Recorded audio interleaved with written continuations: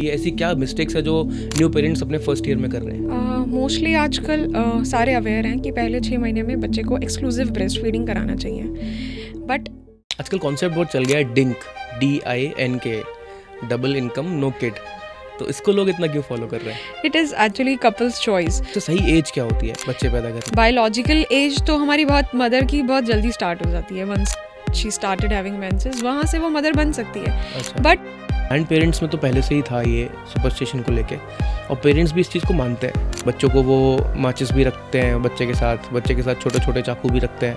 तो आप इसको कैसे देखते हैं? मुझे लगता है कि जो भी चीज़ आप कर रहे हो, करिकुलम में गवर्नमेंट को और स्कूल्स को वैदिक नॉलेज को भी इंट्रोड्यूस करना चाहिए। नहीं, वैदिक टीचिंग्स डेफिनेटली इंट्रोड्यूस होनी चाहिए करिकुलम में, और बहुत सारे ऐसे स्कूल हैं। बच्चों को किस एज में मोबाइल देना चाहिए? क्योंकि आज के टाइम में स्क्रीन टाइम की वजह से इट इज़ सेड कि 2 साल की उम्र तक तो बिल्कुल ज़ीरो स्क्रीन टाइम किसी भी तरीके का। क्या एक मदर को ही लेके लोगों को सोचना चाहिए, सिंपैथी दिखानी चाहिए, या थोड़ा सा फादर को लेके भी करना चाहिए? डेफिनेटली फादर की भी रिस्पॉन्सिबिलिटीज़ हैं। जब एक न्यूबॉर्न बेबी आया है, सारी रिस्पॉन्सिबिलिटीज़ मदर की नहीं है। फादर के लिए empathy, sympathy plus responsibilities, all 3 matters.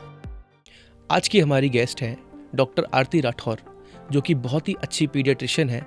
और being a father my self, मेरे दिमाग में भी इतने सारे क्वेश्चंस रहते हैं कि कैसे मैं अपने बच्चे की केयर करूं, क्या क्या छोटी चीज़ें हैं जिनका मुझे ध्यान रखना चाहिए, कौन कौन सी ऐसी वैक्सीन्स हैं जिन पे मुझे बिल्कुल भूलना भी नहीं चाहिए। तो आज इस एपिसोड में हम उनसे जानेंगे कि क्या हम कर सकते हैं अपने बच्चों की ग्रोथ के लिए, उनके अच्छे भविष्य के लिए, और कौन से ऐसे मिसकंसेप्शंस हैं जो कि आजकल के पेरेंट्स में ज़्यादातर हैं और जिनको हम आज कुछ मिथ भी बस्ट करेंगे।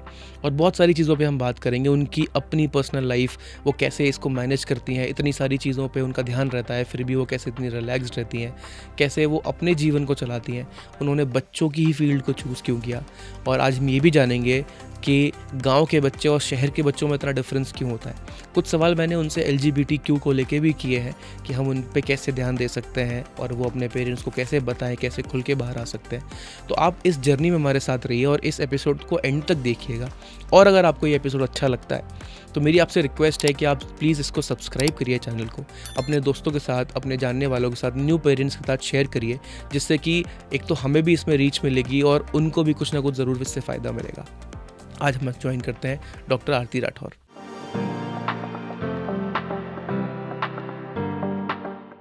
मैं आपसे ये पूछना चाह रहा था कि आजकल न्यू पेरेंट्स इतना डरते क्यों हैं? उनका पहला बेबी होता है या दूसरा बेबी होता है तो इतना डर क्यों है उनके अंदर? इसका माहौल क्या डॉक्टर्स ने ही क्रिएट किया हुआ है या फिर अपने आप ही वो इतना डरते हैं?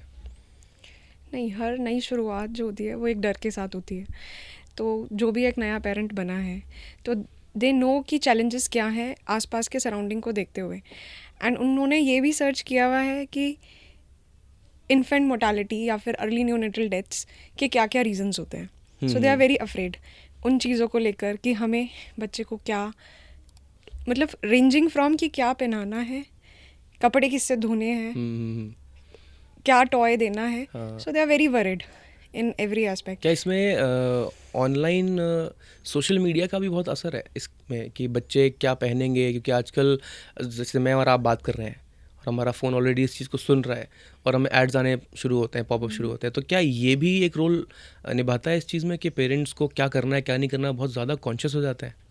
हाँ, डेफिनेटली सोशल अवेयरनेस की वजह से नए डाउट्स भी क्रिएट हो रहे हैं और उसी के साथ एंजाइटीज़ भी डेवलप हो रही हैं। सो डेफिनेटली सोशल मीडिया का तो एक बड़ा रोल है, बड़ा इम्पैक्ट है।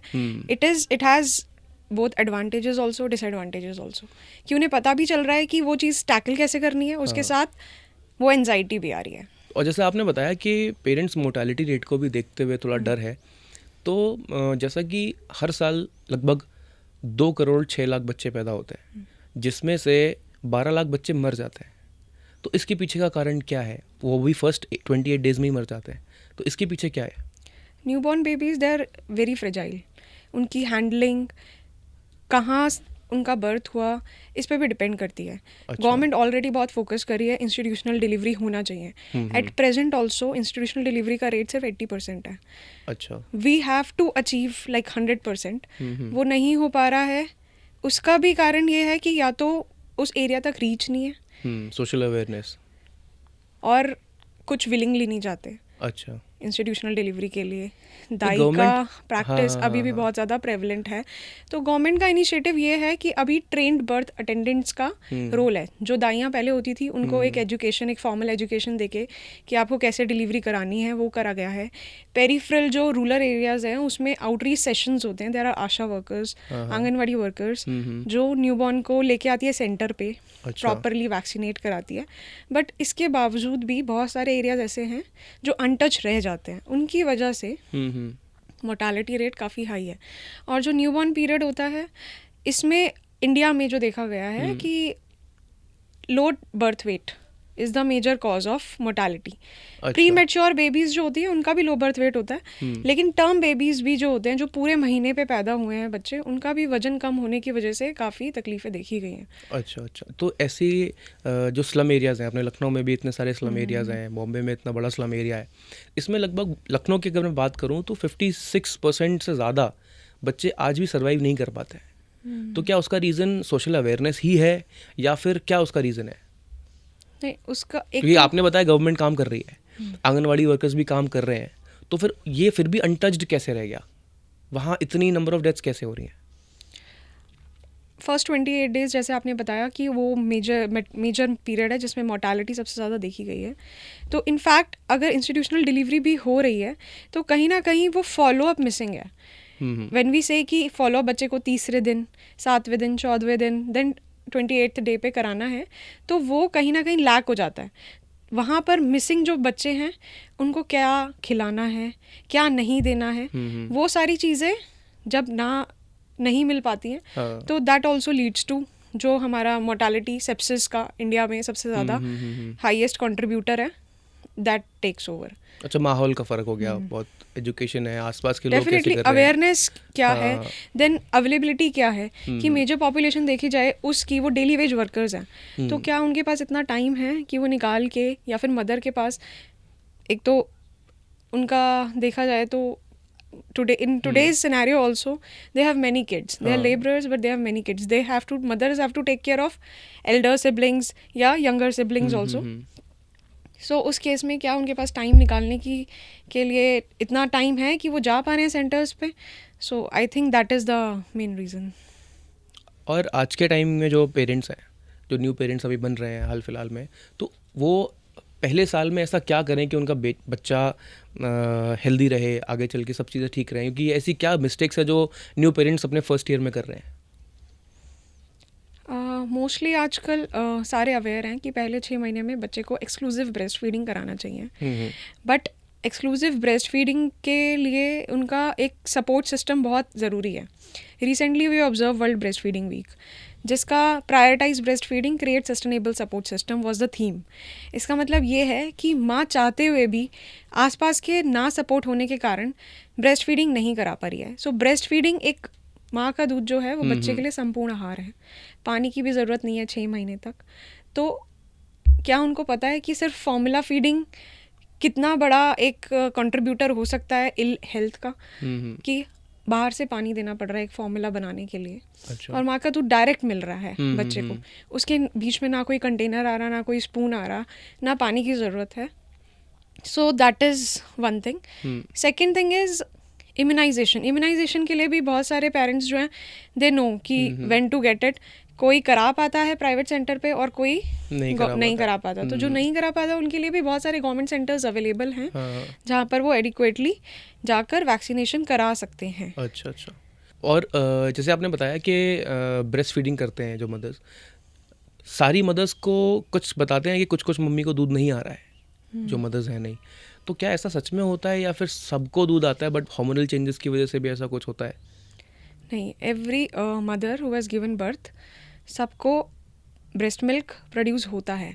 ये जो मिल्क प्रोडक्शन की प्रक्रिया है ये एंटीनेटली, मतलब बच्चा पैदा होने से पहले ही शुरू हो जाती है। अच्छा। वो असेसमेंट शुरू हो जाती है और बच्चा होने के बाद वो मिल्क जो है वो एक्सप्रेस करना स्टार्ट कर सकती है mother. Okay. So every mother, there are certain things कि किसी माँ की एज बहुत ज़्यादा है, आजकल का जो सिनेरियो है वो late marriages, late pregnancies, then they are like at age of 40 also elderly primis, जो पहली बार बच्चा जिनको हुआ है, उस केस में थोड़ा सा मिल्क प्रोडक्शन कम हो सकता है. अच्छा. But less than 35 years of age जिन माओं की है, उनको सबको एडिक्वेट मिल्क प्रोडक्शन हो सकता है. और हमें ये कैसे पता चले कि हमारा बच्चा सही ग्रोथ कर रहा है? मतलब 1 साल के अंदर अंदर हम कैसे जज, क्या पॉइंटर्स ऐसे होते हैं जिन पे हमें लगे कि हाँ हमारा बच्चा सही ग्रोथ कर रहा है? लोगों के दिमाग में ये सवाल होता है कि यार हम अच्छा पोर्शन भी खिला रहे हैं, उसको ब्रेस्ट मिल्क भी अच्छे से मिल रहा है, हम बाहर से भी फार्मूला मिल्क दे रहे हैं, तो ये कैसे पता चले कि हाँ सही ग्रोथ हो रही है? कुछ छोटे छोटे पैरामीटर्स होते हैं, जैसे कि 3 महीने का बच्चा गर्दन संभालना शुरू कर रहा है. अगर वो गर्दन संभालनी 5 या 6 महीने तक भी ना करे, तो मतलब उसमें कोई डिले है. माँ अच्छा. को पहचानना शुरू करना, माँ को देख के स्माइल करना, वो हम्म. 3 महीने की उम्र में आ जाता है. अच्छा. देन बच्चे का सहारे से बैठना 6 महीने की उम्र में. हम्म. देन पकड़ के खड़ा होना 9 महीने की उम्र में. चलना शुरू करना, चलना बहुत सारे पेरेंट्स के मिलता है कि बच्चा चल नहीं रहा, मेरा 12 महीने का बच्चा हो गया, but it can take up to like 18 months कि एक अच्छा. बच्चा चलना 18 महीने की उम्र तक और शुरू कुछ कर कुछ सकता है. बच्चे 6 महीने से ही चलना शुरू कर देते हैं, कुछ महीने 8 महीने से चल, क्या वो ऐसा माना जाता है कि लाइफ में बहुत ज़्यादा आगे जाएंगे? नहीं नहीं, ये तो बिल्कुल ही बड़ा मिथ है कि 6 महीने का बच्चा, तो I have never seen, I have never heard also कि एक 6 महीने का 8 महीने का बच्चा चल सकता है. डेफिनेटली चलना तो नहीं, मतलब एक सहारे से बैठ सकता है 6 महीने का बच्चा. अच्छा. चलना शुरू डेफिनेटली 12 महीने, 11 महीने, 12 महीने अच्छा, पे ही ये आता आइडल है. एज है, इसके आसपास शुरू कर देना हाँ. चाहिए.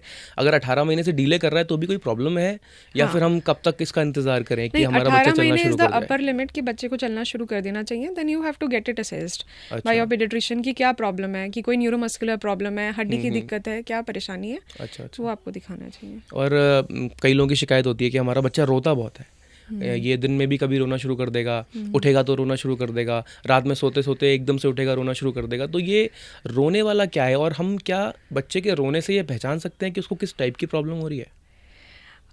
एज अ पेरेंट, जब आपके पास एक बेबी होता है तो आपको धीरे धीरे चीज़ें समझ आनी लगती हैं कि हाँ. बच्चा रो क्यों रहा है. रोने के बहुत सारे कारण होते हैं, because that is their only language. उसी से आपसे कम्युनिकेट कर सकता है बेबी. तो जब बच्चा रो रहा है, हो सकता है उसको भूख लगी हो सकता है आपने जो डायपर बनाया वो गीला हो गया हो. देन डेफिनेटली ऐसा रात में भी बच्चे कभी कभार सोते सोते उठ जाते हैं. हाँ. तो जैसे हम कहते हैं कि बड़ों को भी ड्रीम्स आते हैं, बच्चे को भी ड्रीम्स आते हैं. So that can be a part of night terror, that can be part of hunger. तो रोना जो है वो एक नॉर्मल चीज़ है, तो that is to be taken lightly. नहीं, तो बच्चों को ड्रीम्स कैसे आते हैं? मतलब उन्होंने तो ऐसा कुछ देखा नहीं अभी, अभी तो वो पैदा हुए हैं 3-4 महीने के हुए हैं, तो उनको क्या ड्रीम्स, उनको ड्रीम्स क्या आते ब्रेन हैं? डेवलपमेंट तो डेफिनेटली मदर के वूम से ही स्टार्ट हो गया है. हाँ. So there are neurons, so it's a part कि वो लाइट स्लीप में हैं कभी कभार, उसमें भी उनको आसपास की आवाज़ें सुनाई दे रही है, वो भी उनके दिमाग में चल रहा होता है. सो आई मेंट टू से बाय ड्रीम्स इज दैट जो उनके सबकॉन्शियस माइंड में ये थॉट्स जा रही हैं. अच्छा. और अच्छा, बच्चे को अगर फीवर आता है तो पेरेंट्स को कब तक खुद ध्यान देना चाहिए, कब तक खुद वॉच आउट करना चाहिए, और कब उन्हें डॉक्टर को कंसल्ट करना चाहिए? ओके, लेस देन 6 मंथ्स में कोई भी फीवर जो है वो अलार्मिंग है. 6 महीने से कम में फीवर जो है आपको डॉक्टर को दिखाना चाहिए. और 6 महीने से कम में बुखार जो होता है, बच्चे जो होते हैं वो अपना टेम्परेचर नॉर्मल बड़ों की तरह नहीं मेंटेन कर पाते. अच्छा. तो कभी कभार आसपास का जो एटमॉस्फेयर है, जो वातावरण है, अगर वो बहुत ज़्यादा गर्म है तभी बच्चे हीट अप हो जाते हैं. अच्छा. So in that case you check that first कि अगर बहुत ज़्यादा आप ही को गर्मी लग रही है, तो अगर बच्चा वार्म है तो थोड़ा सा अनकवर करके देखो. अगर उसके बाद भी सेटल नहीं हो रहा है, देन कंसल्ट योर डॉक्टर. इससे वार्म से मुझे याद आया कि कई सारे पेरेंट्स और स्पेशली दादी को लगता है कि बच्चा जितने ज़्यादा कपड़े पहनेगा सर्दियों में वो उतना ज़्यादा अच्छे से रहेगा. तो मतलब कितने लेयर्स हमें पहनानी चाहिए बच्चे को कि उसकी बॉडी भी अच्छी रहे? और ये क्या एक मिसकंसेप्शन की तरह देखा गया है कि बहुत जितना ज़्यादा लेयर पहना उतना ज़्यादा बच्चा अच्छे से रहेगा? बहुत ज़्यादा कवर पेरेंट्स का ये भी ज़्यादा रहता है कि बहुत ज़्यादा मोटे कपड़े भी पहनाओ. Layering is important, but adequate layering is important. जितना मदर को जितना ठंड लग रही है, जितना मदर ने कपड़े पहने हैं, हाँ. उससे एक लेयर एक्स्ट्रा बच्चे के लिए एडिक्वेट होता है. अच्छा. मदर ने 3 पहना है तो बच्चे को 4 पहनाओ एंड वो उसका टेम्परेचर नॉर्मल रहेगा. तो मदर से क्या कुछ फादर का भी रिलेशन है कि मदर ही 3 नहीं, पहने और एक्चुअली फादर? मदर को इसलिए देखा गया है क्योंकि प्रेगनेंसी के बाद भी पोस्टनेटल पीरियड में तो जो मदर का थर्मो रेगुलेशन होता है वो कहीं ना कहीं बच्चे से मैच कर रहा होता है, कि जो मदर का टेम्परेचर होता है वो बच्चे से कहीं ना कहीं मैच कर रहा होता है. सो इट इज़ सेड लाइक कि मदर के वूम में जब बच्चा था और जब वो बाहर आया तो उसको सिर्फ एक लेयर एक्स्ट्रा जितने माँ ने पहले पहने थे उससे ज़्यादा ज़रूरत है. अच्छा, जैसा मैं देख रहा हूँ आजकल के फादर्स भी बहुत एक्टिव हो गए हैं पहले से, तो क्या एक मदर को ही लेके लोगों को सोचना चाहिए, सिंपैथी दिखानी चाहिए, या थोड़ा सा फादर को लेके भी करना चाहिए? डेफिनेटली फादर की भी रिस्पॉन्सिबिलिटीज़ हैं. जब एक न्यूबॉर्न बेबी आया है सारी रिस्पॉन्सिबिलिटीज़ मदर की नहीं है. फादर के लिए empathy, sympathy plus responsibilities, all three matters. सारे जो भी रिलेटिव्स आते हैं वो सब माँ के लिए बताते हैं आपको ये करना है, आपको ये करना है, but they should tell something to father also कि ये रिस्पॉन्सिबिलिटीज़ तुम्हारी हैं. बच्चा रात में रोएगा तो मम्मी फीड करा देगी, लेकिन फादर लेके घूमे उसे. ठीक है, अगर दैट इज़ मदर के लिए डेफिनेटली वो बहुत ज़्यादा टफ टाइम है.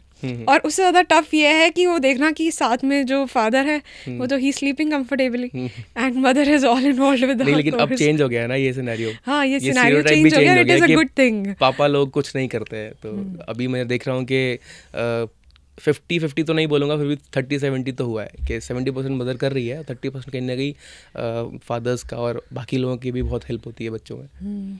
अच्छा, वैक्सीनेशन को लेके पूछना था कि बच्चे के पहले साल में सबसे ज़्यादा इम्पॉर्टेंट होता है, क्रूशियल होता है, तो उसमें कौन से ऐसे वैक्सीन्स हैं जो हमें बहुत ज़्यादा ध्यान देना चाहिए कि ये वैक्सीन तो लगवाने ही लगवाने हैं?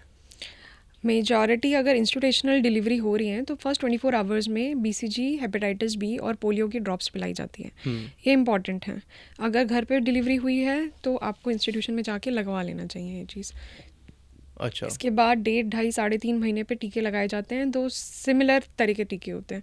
उसमें एक हेक्सा जिसमें 6 तरीके की दवाइयाँ रहती है, hepatitis B, DPT and haemophilus influenza, जो बच्चे को डिफ्थीरिया, काली खांसी, टेटनस से बचाव के लिए, हेपेटाइटिस बी और इन्फ्लुएंजा, अच्छा, इससे बचाता है ये टीके. और आजकल गवर्नमेंट के शेड्यूल में ही 2 नए टीके, एक निमोनिया से बचाव के लिए, न्यूमोकोकल, और एक दूसरा डायरिया से. अच्छा. सो ये 2 कारण हैं जो कि अंडर 5 मोर्टालिटी को बहुत ज़्यादा कंट्रीब्यूट करते हैं. अच्छा. तो ये टीके 1.5, 2.5, 3.5 महीने पे सेम लगाए जाते हैं.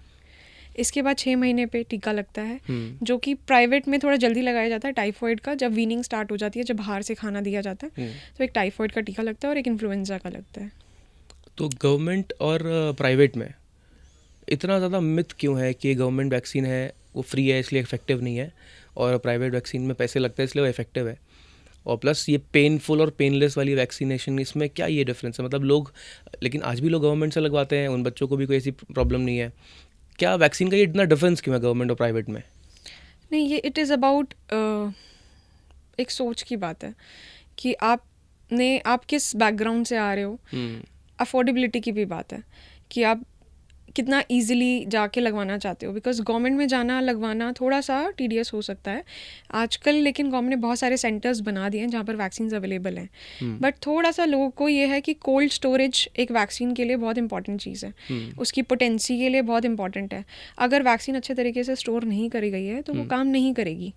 तो कहीं ना कहीं लोगों के दिमाग में ये है कि क्या जो वैक्सीन उनके बच्चे को लगाई जा रही है वो इफेक्टिव होगी या नहीं होगी.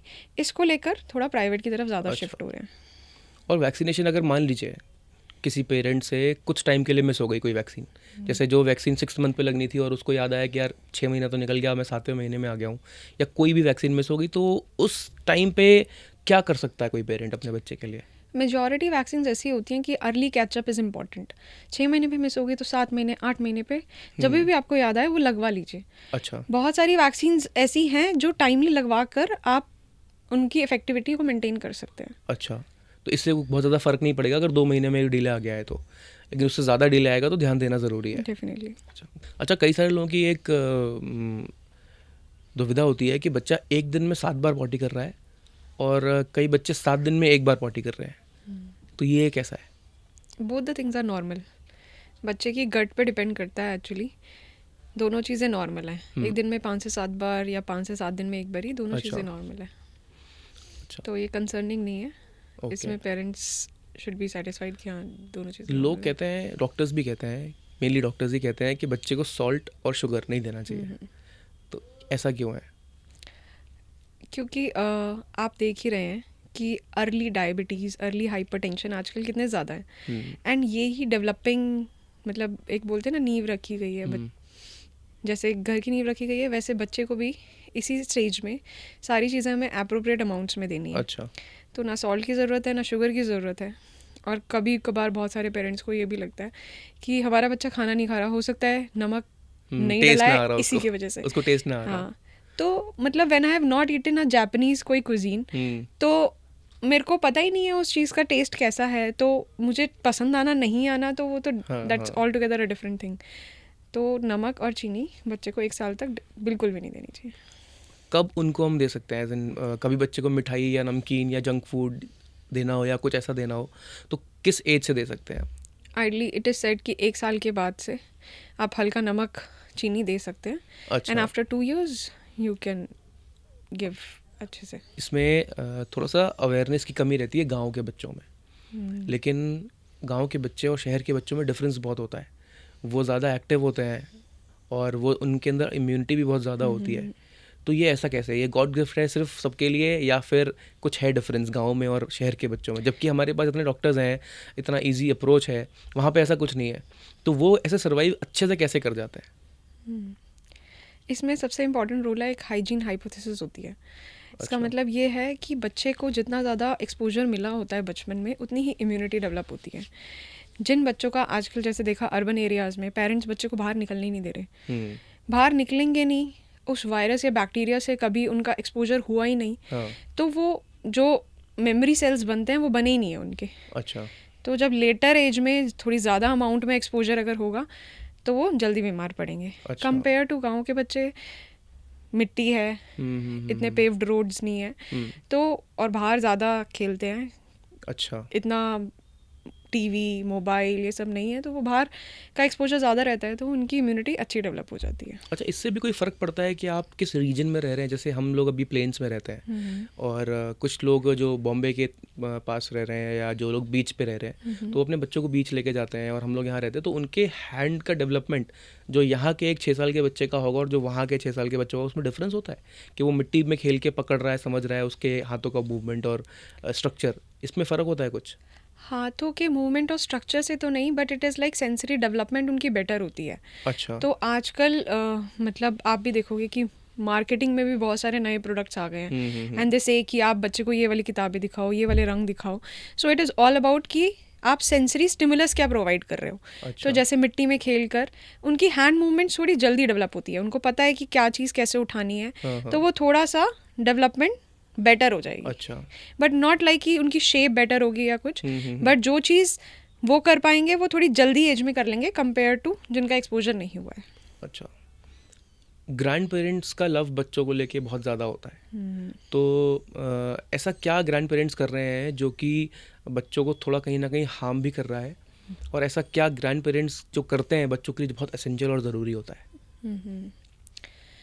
ग्रैंड पेरेंट्स बहुत वाइटल पार्ट है एक फैमिली का, बिकॉज उन्होंने एक लंबी एज जी ली है, उनको सारी चीज़ें अच्छे तरीके से पता है, तो वो जो वैल्यूज़ उनसे मिल सकती है वो कोई और प्रोवाइड नहीं कर सकता है। सेकेंडली, कभी कभार वो इतना प्यार करते हैं बच्चे के लिए कि वो बच्चे के लिए डेट्रीमेंटल हो जाता है कि जो भी चीज़ मांगेंगे उनको तुरंत मिल जाएगी। So they don't know rationality of no, उन्हें पता नहीं है वो चीज़ कैसे हैंडल करनी है। तो इट इज सीन कि 15 महीने से लेके 5 साल का बच्चा जो है, ये बहुत एक गुड एज है जब उसको ये चीज़ समझ आने लगती है कि क्या मेरे लिए सही है, क्या मेरे लिए गलत है। लेकिन उन्होंने कभी नहीं सुना है, देन ये फेज़ है टेम्पर टेंट्रम्स आने का। तब वो पेरेंट नहीं दिलाएंगे तो वो शोर मचाएंगे, सड़कों पे लेट जाएंगे। सो ऐसा देखा गया है कि जो ग्रैंड पेरेंट्स सारी डिमांड्स में दे गिव इन, तो वो पेरेंट्स वो जो बच्चे होते हैं उनका थोड़ा सा सोसाइटी में आगे चलकर फेलियर्स को एक्सेप्ट करना डिफ़िकल्ट हो जाता है। अच्छा, मेरे जो बब्बा हैं, मैंने उनसे बहुत कुछ सीखा। वो कई सारी बातें ऐसी बताते हैं जो आज तक मेरे जहन में है, तो आज भी मैं उनसे कुछ ना कुछ सीख रहा हूँ। वहीं पे मेरी दादी, जिससे हमें अगर कुछ चाहिए तो अगर आपको कोई नहीं दे रहा है तो दादी ज़रूर दे देंगी। वो जो दादी प्रेम होता है उसकी वजह से बच्चे बिगड़ जाता है। She has been a mother also in her life, तो वो मदरली लव, वो ग्रैंड मदरली लव, वो हमेशा वैसे ही रहेगा। इसी से एक और सवाल है मेरा कि जेंटल पेरेंटिंग और ट्रेडिशनल पेरेंटिंग पे आपका क्या ख्याल है? जैसे आज के टाइम में जो पेरेंट्स हैं वो बच्चे से बहुत ज़्यादा प्यार करते हैं, और जहाँ उसको जाना होता है गाड़ी में लेके जाएंगे, वहाँ उसको उसके लिए ड्राइवर्स भी होने चाहिए, उसके लिए सब होने चाहिए। और यहीं पे हम लोगों के पेरेंट्स बहुत पिटे हैं। मतलब मैं तो अपनी मम्मी से बहुत ज़्यादा पिटा हूँ बचपन में, मुझे लगता है मेरे पूरे ख़ानदान में इतना कोई नहीं पिटा होगा। लेकिन फिर भी आज अपनी मम्मी को लेके मेरे अंदर जो भाव है वो कभी बदला नहीं, उनके मारने के बाद भी, उनके हर चीज़ करने के बाद भी। तो आज के पेरेंट्स और मतलब जेंटल पेरेंटिंग में और ट्रेडिशनल पेरेंटिंग में आपको क्या फ़र्क नज़र आता है? आप इसको कैसे देखती हैं? दोनों के गुड एंड बैड एस्पेक्ट्स हैं। एक्चुअली इट इज़ सीन कि किसी बच्चे को मार के जो चीज़ सिखाई जाती है वो उस टाइम के लिए तो वो चीज़ कर लेते हैं, बट कहीं ना कहीं कोई इनिबिशन रह जाते हैं, वो चीज़ करना जो चाह रहे थे वो नहीं कर पाए।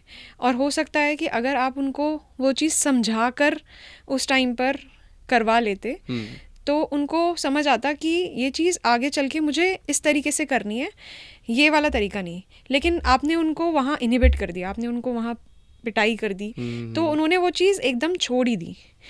तो वो वाला पार्ट ऑफ डेवलपमेंट या वो रिस्क टेकिंग जो था वो कभी आएगा ही नहीं।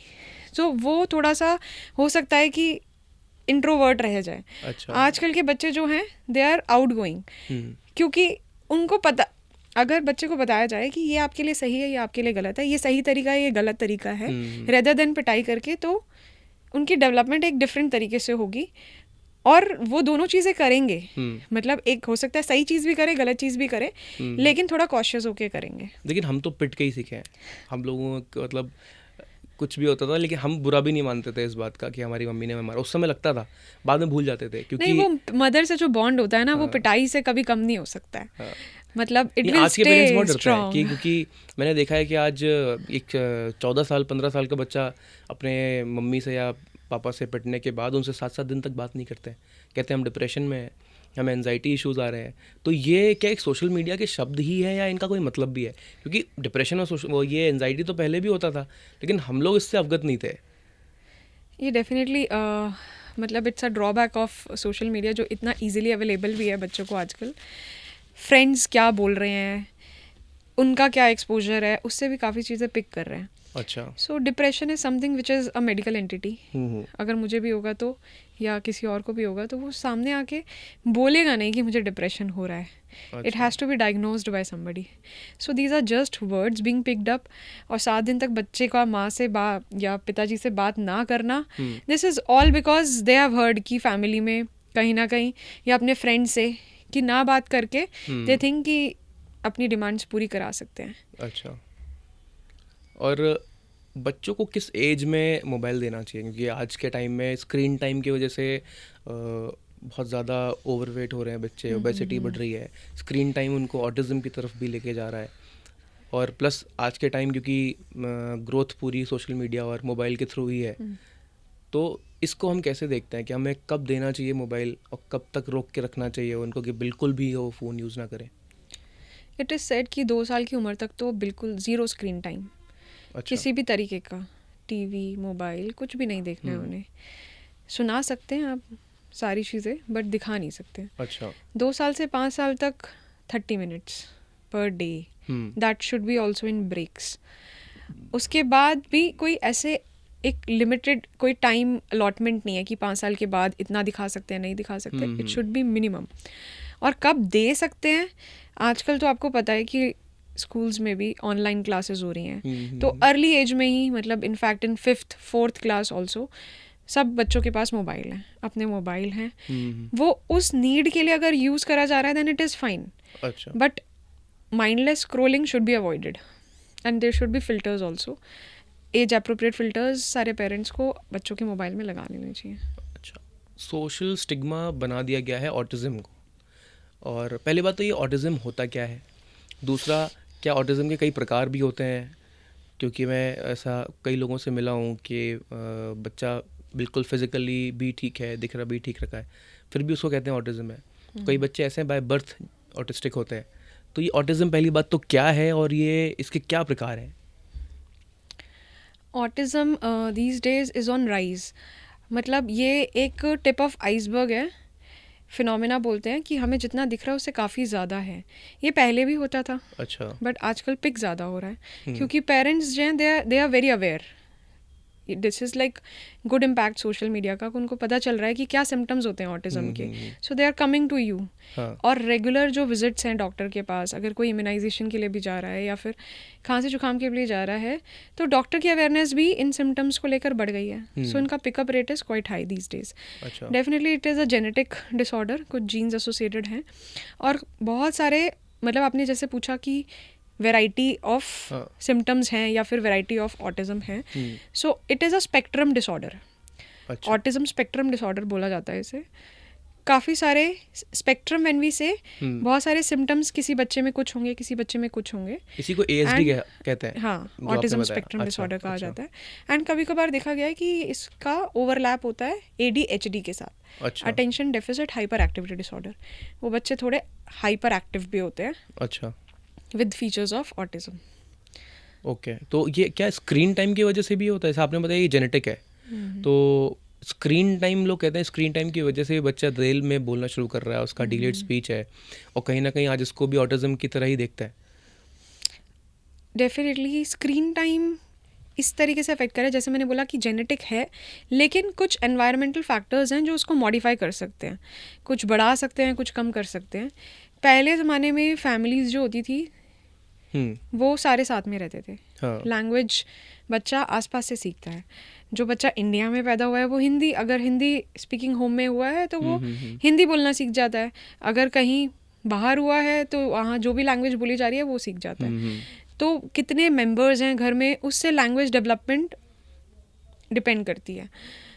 और आजकल की फैमिलीज न्यूक्लियर होती जा रही हैं, both the parents are working, kid is alone with the house help. तो क्या कितना उनसे इंटरेक्ट किया जा रहा है, वो मोस्टली फ़ोन में देख रहे हैं। फ़ोन में कोई लैंग्वेज फ़िल्टर नहीं है। एक बार तो ऐसा भी हुआ कि मेरे पास एक बच्चा आया, मदर ने बोला कि ये डॉक्टर साहब 5 साल का बच्चा है, उसकी लैंग्वेज डेवलप हो गई थी। वो राजस्थान से थे, न्यूक्लियर फैमिली से थे, लैंग्वेज डेवलप हो गई, लेकिन फिर उन्हें कहीं बाहर जाना पड़ा, जहाँ पर मदर वाज आल्सो वर्किंग। अब वो एक हाउस हेल्प जो डिफरेंट लैंग्वेज स्पीकिंग की थी, उनके साथ रह रहे थे, एंड उनके फ़ोन में भी जो वीडियोस देख रहे थे, कभी इंग्लिश में, कभी हिंदी, कभी तमिल। अच्छा। तो उसको लैंग्वेज रिग्रेशन हो गया। ओके। सो द लैंग्वेज जो बच्चा बोल रहा था मुझे भी समझ नहीं आ रही थी, बट अकॉर्डिंग टू मदर उसकी प्रॉपर लैंग्वेज डेवलप हो गई थी। बट क्या एक्सपोजर हुआ विद टाइम, उससे वो रिग्रेशन में चला गया। अच्छा, तो ये जेनेटिक अगर होता है ऑटिज्म, तो क्या हमें बच्चे पेरेंट्स बहुत देर में प्लान कर रहे हैं, क्या ये भी उसका एक कारण है? नहीं, अभी तक ऐसी कोई रिसर्च या कोई स्टडी प्रूव नहीं कर पाई है कि एडवांस्ड मैटरनल या paternal age is leading to autism. तो वैसे सही एज क्या होती है बच्चे पैदा करने की? देखो, this is like biological age तो हमारी बहुत, मदर की बहुत जल्दी स्टार्ट हो जाती है। Once she started having menses, वहाँ से वो मदर बन सकती है। अच्छा। बट इमोशनल कितनी मेच्योरिटी है, उसकी फाइनेंशियल मेच्योरिटी क्या है, it is a couple's choice. जब भी वो emotionally financially they are ready, then they can have their kid. आजकल कॉन्सेप्ट बहुत चल गया है drink, DINK, double income no kid, तो इसको लोग इतना क्यों फॉलो कर रहे हैं? It is actually couples choice. बहुत सारे मतलब पेरेंट्स से हम मिले हैं, इनफैक्ट कुछ चाहते हैं कि they want to explore their lives all by themselves, अपना एंजॉय करें, नहीं चाहते कुछ भी करना। लेकिन बहुत सारे पेरेंट्स ऐसे भी हैं जिनको लगता है कि नहीं भाई, हमें अपना बच्चा चाहिए। सो तभी तो इतने सारे आजकल इतने इंस्टीट्यूशंस हैं जहाँ पर there is a concept of IVF also. मतलब those parents who are unable to conceive, they are adopting various ways जहाँ से उन्हें अच्छा अपनी आगे की प्रोजेनी मिले और उनके साथ रह पाएँ। अच्छा, ऐसे क्या होम रेमेडीज़ हो सकते हैं कुछ, जो बच्चे इतना बीमार होते हैं घर में और बच्चों को ऐसी कई सारी दिक्कतें आती हैं, तो क्या कुछ होम रेमेडीज़ ऐसी हैं जो आप बताना चाहो कि घर पे भी की जा सकती हैं, उसके लिए डॉक्टर तक आने की ज़रूरत नहीं है?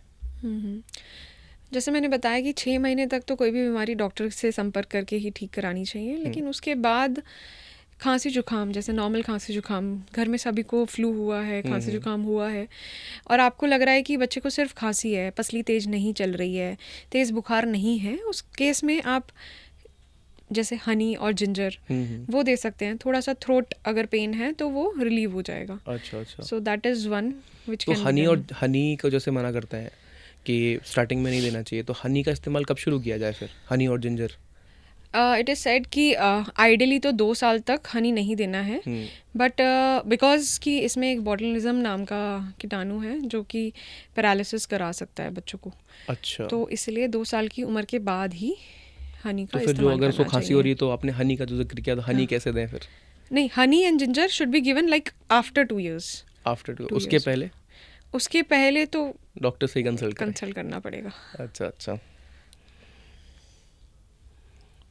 आयुर्वेदा आजकल बहुत चर्चा में भी है और कई सारे लोग आजकल आयुर्वेदिक ट्रीटमेंट्स भी ले रहे हैं, आयुर्वेदिक मेडिसिन भी इस्तेमाल कर रहे हैं. तो एलोपैथिक और आयुर्वेदिक ये दोनों कैसे एक साथ आ सकते हैं बच्चों के वेलफेयर के लिए?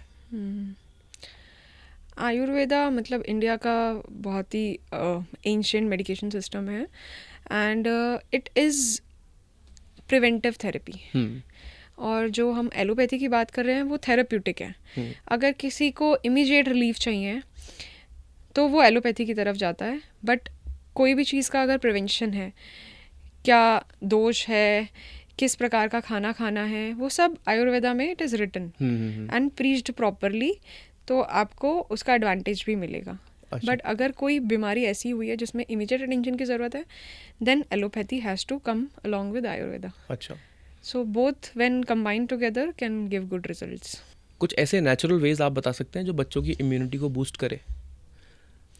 हाँ, जैसे हमने पहला बोला कि एक्सपोजर इज़ इम्पॉर्टेंट. 6 महीने के बाद जो है बच्चों को आपको एनवायरनमेंट ऐसा प्रोवाइड करना चाहिए कि हाँ उन्हें सारे प्रकार का टेम्परेचर एडजस्टमेंट आ जाए.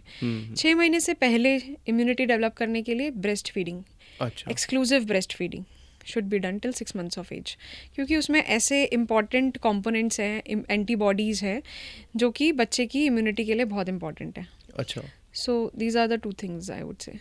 और आजकल आर्टिफिशियल इंटेलिजेंस का ज़माना है. हर कोई चैट जीपीटी और बाकी सारे सॉफ्टवेयर्स को यूज़ कर रहा है. तो आप इसको कैसे देखते हैं कि एआई कैसे हेल्प कर रहा है नए पेरेंट्स को? किस तरीके से एआई उनको बताता है कि क्या करना चाहिए, क्या नहीं करना चाहिए?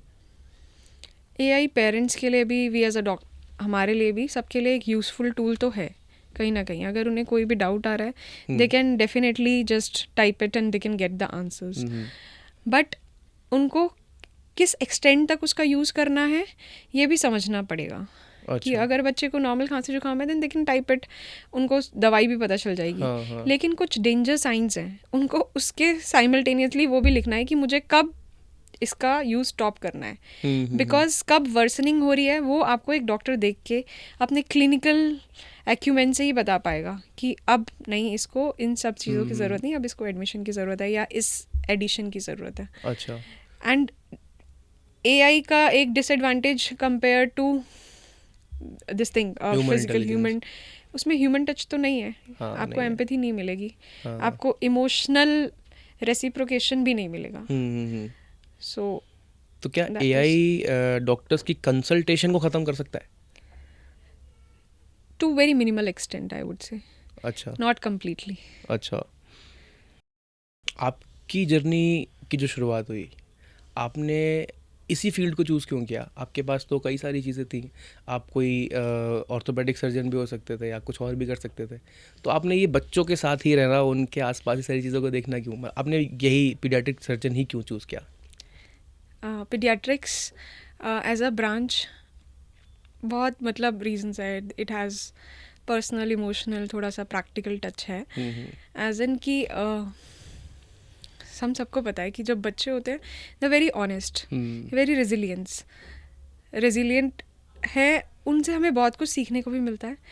एंड मैंने देखा अपनी इंटर्नशिप के दौरान कि देयर आर नो रीजंस कि बच्चे अपनी वजह से बीमार होके आ रहे हो.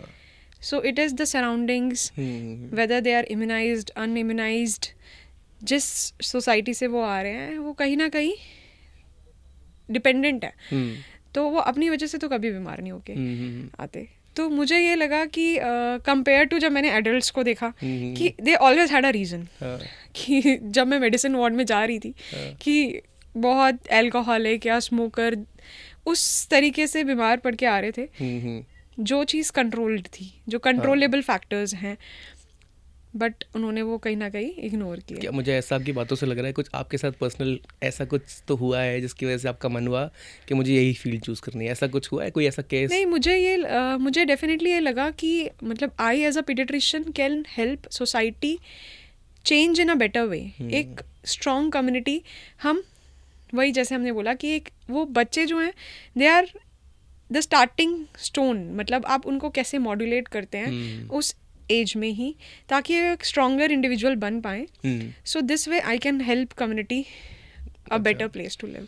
ऐसा कोई इमोशनल केस जो आपके जहन में अभी भी हो, जो आपके दिमाग से ना निकलता हो, कि कोई बच्चा आपके पास आया तो क्या आप उसको बचा पाए, नहीं बचा पाए, या जो भी आपने ऐसा कुछ किया, कोई ऐसा है आपके दिमाग में जो अभी तक रह गया हो? हाँ, बहुत सारे केसेस ऐसे रहे कि कहीं किसी की कोई मजबूरी थी, लेकिन हाँ उसको हमने कैसे ओवरकम किया। But one of such story is when I was in PGI.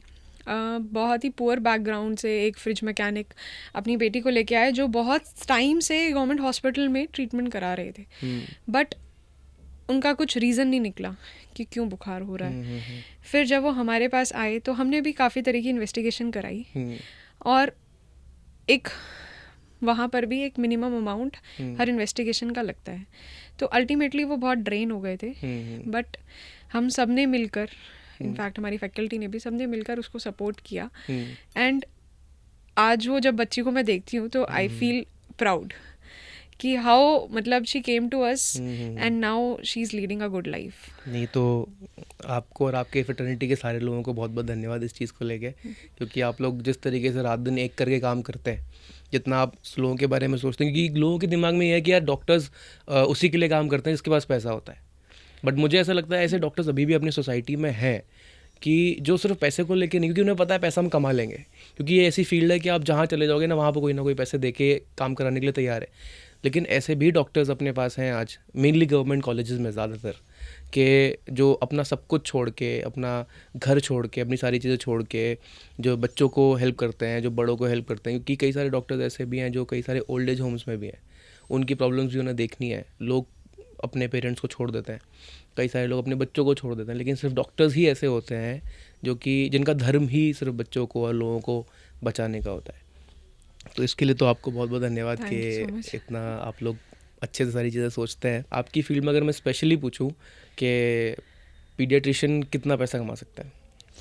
Paediatrician एक मेडिसिनल ब्रांच है, तो compare to a surgical branch definitely इसकी अर्निंग जो है वो थोड़ी कम रहेगी।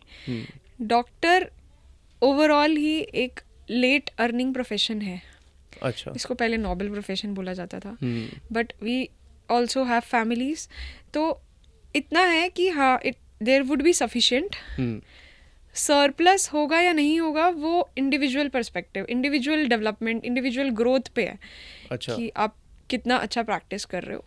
बट आप कपड़े मैं अगर नंबर्स में पूछूं तो एक क्या नंबर्स हो सकते हैं कि एक जस्ट कॉलेज से निकला हुआ एक पीडियाट्रिशियन और जो एक्सपीरियंस्ड बहुत हो गया, जिनको एटलीस्ट इस इंडस्ट्री में 25 साल हो गए हैं, 30 साल हो गए हैं, तो उन दोनों में क्या फ़र्क रहेगा कि कितना पैसा लगभग कमाया जा सकता है? एग्जैक्ट नंबर्स बहुत डिफ़िकल्ट है। जैसे मैंने आपको यही बताया कि सबकी प्रैक्टिस पे डिपेंड करता है। मतलब अगर कोई स्टार्टिंग में पीडियाट्रिशियन है तो वो यही है कि हाँ 60, 70, 80,000 तक मंथली अर्न कर लेगा। अच्छा। लेकिन विद टाइम जैसे उसकी ओपीडी डेवलप हो जाएगी देन इट कैन इंक्रीज। अच्छा। और आपके प्रोफेशन में सबसे ज़्यादा रिवॉर्डिंग पार्ट क्या होता है? आप जैसे आपने बताया कि हमें आप बच्चों के साथ हैं, आपको अच्छा लगता है और आपको इतने ऑनेस्ट लगते हैं कि वो बीमारियाँ मैन मेड लेके नहीं आते हैं, वो सराउंडिंग से बीमारियाँ लेके आते हैं, तो आपको अपने प्रोफेशन का सबसे रिवॉर्डिंग पार्ट क्या लगता है? A patient getting better is definitely most rewarding for a doctor. कोई भी बच्चा, अगर एक प्रीटर्म भी बच्चा पैदा हुआ है, आजकल तो बहुत ज़्यादा प्री मेच्योरिटी रेट इंक्रीज़ हो गया है बिकॉज ऑफ IVF कंसेप्शन। सो जब एक 26 हफ्ते का बच्चा जो पहले जिसको बोला जाता था कि वाइबल भी नहीं है पीरियड, वो बचता है, वो घर जाता है, तो आई थिंक दैट फील्स, हाँ बहुत ही सेटिस्फैक्शन मिलती है उसे। आप अपनी पर्सनल लाइफ को कैसे मैनेज करते हो उसके साथ? क्योंकि मैं देखता हूँ कि रात में 2 बजे भी फ़ोन आ गया कि भाई एक डिलीवरी है, या 3 बजे फ़ोन आ गया, आप जैसे ही हॉस्पिटल से घर पहुँचे हैं तुरंत फिर फ़ोन आ गया। तो एक सोल्जर ऑन ड्यूटी की तरह आपका सिस्टम रहता है। तो आप अपने आप को रिलैक्स कैसे करते हैं, और कैसे आप ये महसूस कराते हैं कि यार ये मेरा काम है? आप मोटिवेट कैसे करते हैं खुद को? ये आप क्वेश्चन पूछ रहे हो, आपके दिमाग में आई ये बात, शायद हमारे दिमाग में डेली आती भी नहीं है इतना frequently, because through years we have developed this feeling, it is not overnight कि कैसे हमने MBBS निकाला, फिर कैसे हमने इंटर्नशिप निकाली, then the PG duration. So I think सुबह उठ के जिस काम के लिए आपको सोचना ना पड़े कि हाँ मुझे जाना है आज, वो काम आपके लिए बेस्ट है. तो अच्छा। इसमें चाहे सुबह हो चाहे रात हो, हमें कभी सोचने की ज़रूरत पड़ती नहीं है. ये तो बहुत अच्छी बात है। कई सारे लोग बच्चा हो जाने के बाद ना घूमने भी जाते हैं। कई सारे लोग सोचते हैं कि हम कहीं पहाड़ों में जाएं या कहीं जाएं, तो उनके साथ उन्हें अपने साथ एक वेकेशन किट कोई आप बताएं कि क्या प्रिपेयर करके जाना चाहिए। तो क्या वेकेशन किट होना चाहिए उनके? मोस्टली 2 तरह की बीमारियाँ होती हैं जब बच्चे का टेम्परेचर, एनवायरनमेंट चेंज होगा या खान पान चेंज होता है. तो एक है खांसी जुकाम की दिक्कत, दूसरी है लूज़ मोशन की. तो खांसी जुकाम की दवाइयाँ जो हैं वो लेके जा सकते हैं हम, प्लस लूज़ मोशन के लिए ORS सॉल्यूशन प्लस जिंक. अच्छा, ORS के लिए क्या आ जाता है कि उसमें सॉल्ट होता है, और आपने बोला कि सॉल्ट एंड शुगर नहीं लेना चाहिए, तो ORS को क्यों कंसिडर किया गया है? ORS एक फ्लूइड, रिप्लेनिशिंग फ्लूइड है जो किसी भी डेफिसिट कंडीशन, लाइक किसी बच्चे को डायरिया हुआ है तो उसमें हमें देना है. अच्छा। अब डायरिया में लॉसेस हो रहे हैं सारी तरीके की, इलेक्ट्रोलाइट भी लॉस हो रहा है, एनर्जी भी जा रही है बच्चे की, तो वो चीज़ शुगर और नमक एक सही मात्रा में घोल बनाया जाता है. अच्छा। वो बच्चे को उस सिचुएशन में देना रहता है अच्छा। ताकि जो निकला है शरीर से वो रिप्लेनिश हो जाए. वो एक्स्ट्रा नहीं है, अच्छा। वो डेफिसिट को रिप्लेनिश करने के लिए सॉल्यूशन है. और जैसे विटामिन डी एक बहुत एसेंशियल पार्ट होता है बच्चों की ग्रोथ के लिए, बताते हैं 1 साल तक तो वही देना चाहिए, लेकिन आजकल मार्केटिंग में इतने सारे प्रोडक्ट्स आ गए हैं, लोग इतनी कंपनीज ने सारी चीज़ें इंट्रोड्यूस कर दी हैं कि आप बच्चे को ये भी दे सकते हैं वो भी दे सकते हैं लिक्विड फॉर्म में. तो इस पर आपका क्या टेक है कि बच्चे के अंदर B12 के भी लोगों ने ड्रॉप्स बना दिए हैं और बाकी सारी चीज़ों के भी ड्रॉप्स बना दिए हैं, तो क्या ये देने चाहिए, एसेंशियल है, या इनको अवॉइड करना चाहिए? नहीं, एसेंशियल तो हम यही बोलते हैं, विटामिन डी 1 साल तक बच्चे को देना चाहिए, क्योंकि जो मदर मिल्क भी होता है 6 महीने का, वो अगर पूरा मिला भी है उसमें थोड़ा सा डेफिशिएंट होता है और इतना ज़्यादा सन एक्सपोजर भी नहीं होता बच्चे का. तो विटामिन डी हड्डी को मजबूत रखने के लिए इम्पॉर्टेंट है. सेकेंड ये होता है कि अगर बच्चा पूरे महीने पे पैदा हुआ है तो 3.5 से 4 महीने के बीच में उसका हीमोग्लोबिन जो है वो गिरना शुरू होता है, तो उसके लिए हमें आयरन का सप्लीमेंटेशन ज़रूरी है. बट ये अननेसेसरी कि B12 दे दें, उसके इंजेक्शन लगवा लें या ड्रॉप्स दे दें और वो इम्प्रूव कर देगा, वो रिक्वायर्ड बिल्कुल भी नहीं है. क्योंकि कई सारे पेरेंट्स ये सोचते हैं कि हम हाइट में छोटे हैं, हमारा बच्चा ना रहे, तो उसके लिए लोग क्या करते हैं, कई सारे और ऑप्शंस देखते हैं कि कुछ लोग कहते हैं हमें ऊँटनी का दूध पिलाना चाहिए बच्चे को, या अगर हम बहुत पतले हैं, बच्चा हमें हेल्दी करना है तो कुछ और दे देना चाहिए बच्चे को. क्या ये करना चाहिए? इनसे कोई इम्पैक्ट होता है? नहीं, इससे इम्पैक्ट नहीं होगा. एक्चुअली बच्चे का जो स्टेचर है या फिर उसकी जो हाइट है, जो उसका फिज़ीक है, वो पेरेंट्स पे बहुत डिपेंड करता है. सो कहीं ना कहीं उन्होंने वो जेनेटिकली वो जीन्स इनहेरिट करे हैं, वो हाइट के भी, कि उनकी जो फाइनल हाइट होगी वो डिपेंड करता है पेरेंटल हाइट पे भी. थोड़ा प्लस माइनस हो सकता है कि उनका न्यूट्रिशन अगर अंडर न्यूट्रिशन रह गया, अगर उनको सही खान पान नहीं मिला है तो वो छोटे रह सकते हैं. तो इन इंजेक्शन के माध्यम से हाइट बढ़ जाएगी, ये कहना बिल्कुल गलत है. अच्छा, आजकल हम देख रहे हैं कि कुछ बच्चे ऐसे हैं जिन्होंने ओपन अप होना शुरू किया है अपने जेंडर में, जिसमें वो है उसमें वो कंफर्टेबल फील नहीं करते हैं, या तो आप लेस्बियन कह सकते हैं, आप गे कहते हैं, कुछ भी कह सकते हैं. तो आजकल जो बच्चे ओपन अप हो रहे हैं, तो उसके लिए पेरेंट्स का क्या रोल होना चाहिए उनके साथ, कि कैसे पेरेंट्स उनको सपोर्ट कर सकते हैं, या पेरेंट्स क्या कर सकते हैं, पेरेंट्स का क्या रोल हो? सभी के लिए it can come as a shock, क्योंकि ये कहीं ना कहीं सोशल टैबू की तरह भी देखा जाता है कि किसी को अगर बेबी बॉय है और उसकी इंक्लिनेशन टुवर्ड्स गर्ल है कि मुझे गर्ल की तरह कपड़े पहनने हैं, गर्ल वाले टॉयज चाहिए, तो पेरेंट्स के लिए वो एक प्रेशर सिचुएशन हो सकती है. बट इट्स अ रिक्वेस्ट सभी पेरेंट्स के लिए कि आप अपने बच्चे को जितना समझोगे उतना कोई भी नहीं समझ पाएगा। तो आपने अगर वहीं रोक दिया तो कहीं ना कहीं आगे चल के बच्चे के लिए नुकसानदायक होगा। वो उस लाइफ पैटर्न या उस तरीके से जिएगा जो उसने नहीं सोचा है, जो उसको नहीं करना है। तो वो जो इनहिबिटेड स्टेट में रहेगा, उससे उसका डेवलपमेंट, उसका आउटलुक बहुत डिफरेंट होगा। तो प्लीज़ ट्राई टू अंडरस्टैंड कुछ क्लूज़, जैसे मैंने आपको बताया कि बच्चों को कैसे ड्रेसअप होना है, क्या उनको सराउंडिंग्स में अच्छा लग रहा है, कौन से दोस्त पसंद है, उससे समझने की कोशिश करिए। बहुत सारे काउंसलर्स अवेलेबल हैं, पीडियाट्रिशियंस हैं जहाँ पर आप उनसे बात कर सकते हैं। अगर आपको कोई भी डाउट हो रहा है तो अपने डाउट्स एक सही जगह जाकर क्लियर कर लीजिए, रेदर कि अपने बच्चे को मार कर सिखाने। लेकिन पेरेंट्स का या लोगों का ये कहना होता है कि यार हमें रहना समाज में है, जो आपने टैबू की बात की, तो रहना उनको समाज में है, डॉक्टर्स के साथ वो रह नहीं सकते। डॉक्टर सिर्फ उनको काउंसिल तो कर सकता है, उनको उस समय तो अच्छा फील करा सकता है, लेकिन पेरेंट्स को ऐसी क्या चीज़ें इनहेबिट करनी चाहिए कि वो ऐसा करें कि बच्चे उनके अच्छा महसूस करें और पेरेंट्स भी अच्छा महसूस करें। आपके बच्चे हैं, अगर वो खुश नहीं रहेंगे तो कहीं ना कहीं आप भी खुश नहीं रहोगे, सेटिस्फाइड नहीं रहोगे। सोसाइटी क्या बोल रही है वो एक हद तक मैटर करता है, बट अल्टीमेटली आपके बच्चे की खुशी से ही आप खुश हो पाओगे। तो वो चीज़ें सारी समझकर उनको सही डायरेक्शन आपका देना काम है। डायरेक्शन देने के लिए हैं काफ़ी लोग, उनके साथ नहीं रहना डेफिनेटली ये सच बात है, बट वो आपको सिखा पाएंगे कि उसको एक्सेप्ट कैसे करना है, सोसाइटी को कैसे रिवील करना है। लोग तो कहेंगे, लेकिन आपको कैसे एक्सेप्ट करना है वो सीखने के लिए भी आपको हो सकता है कि आपको भी काउंसलिंग की ज़रूरत हो बच्चे के साथ साथ। तो क्या स्पेशल काउंसलर्स होते हैं इनके लिए, LGBTQ के लिए? क्या स्पेशल काउंसलर्स भी हैं बच्चों में जो सिर्फ इसी चीज़ को देखते हो? आजकल गवर्नमेंट बहुत अच्छा इनिशिएटिव ले भी रही है। In fact in government hospitals adolescent reproductive and sexual health clinics हैं। अच्छा। एंड छोटे गवर्नमेंट हॉस्पिटल्स में भी दे आर कमिंग अप। अच्छा। सो दिस सेक्सुअल हेल्थ जो हम वर्ड बोल रहे हैं, it includes this component of LGBTQ also. अच्छा। They have their special clinics, उनका एक स्पेशल टाइम है जहाँ पर they can go, they can tell about their problems. हो सकता है कि उनको उस लाइन में खड़े होने में दिक्कत हो जो नॉर्मल लोगों के लिए है, तो दे आर देयर, सारी जगह पे अवेलेबल है। कुछ ऑनलाइन भी सेंटर्स हैं जहाँ पर आपको एक लिस्ट मिल जाएगी कि यहाँ पर ये ऐसी OPD चल रही है, तो प्लीज़ यूज़ दैट।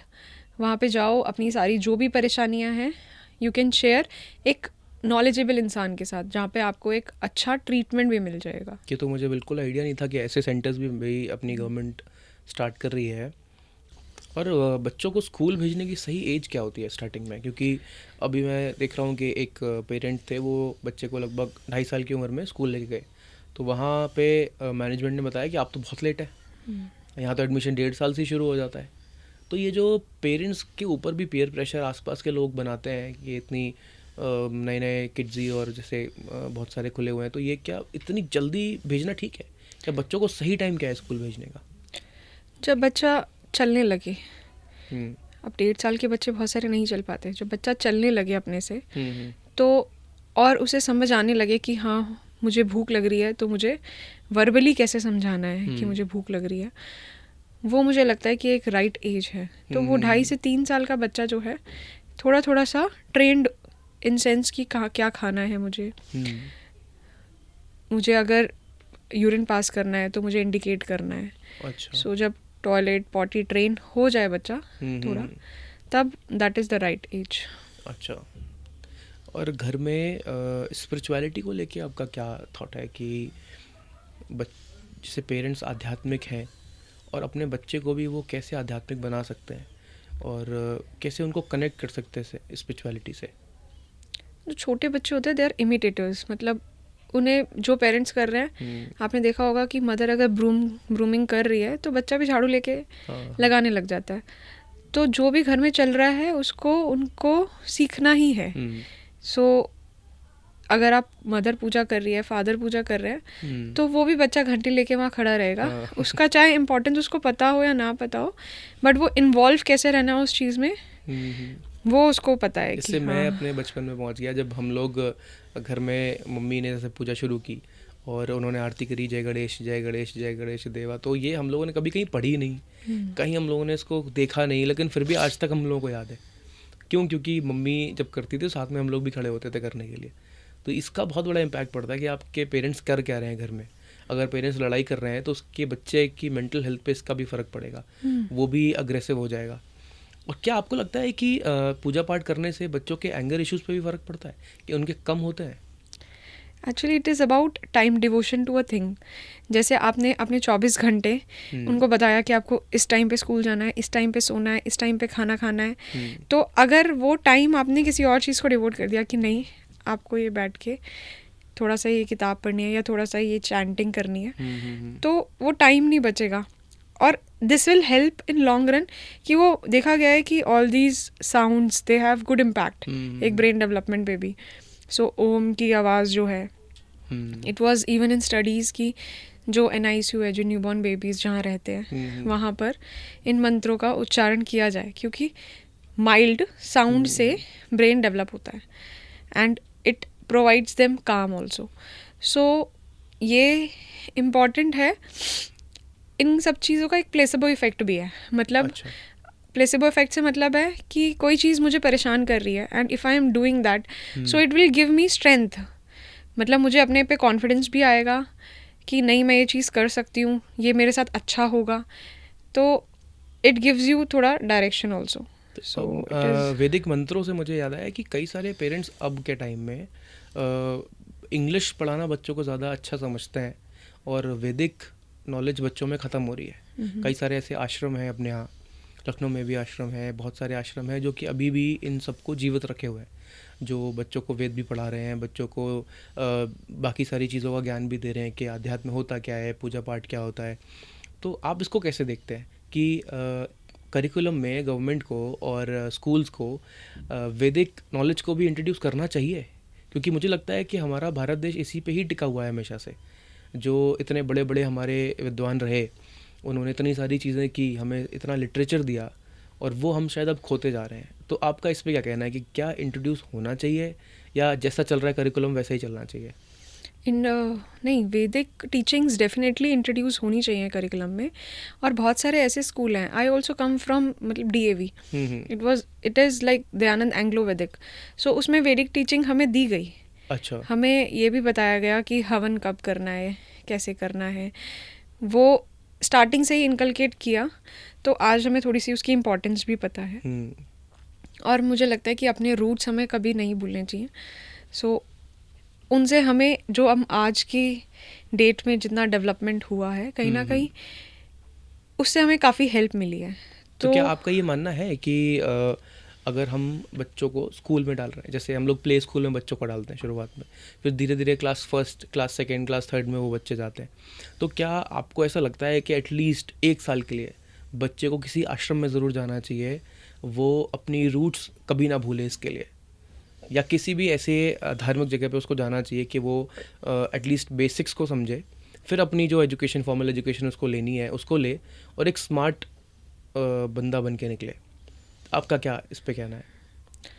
ये थोड़ा सा ये है कि ये चीज़ें ज़रूरी नहीं कि एक जगह जाकर ही वो सीखे, वो फैमिली में भी क्या वैल्यूज़ हैं या फैमिली कैसे सिचुएशंस को डील कर रही है।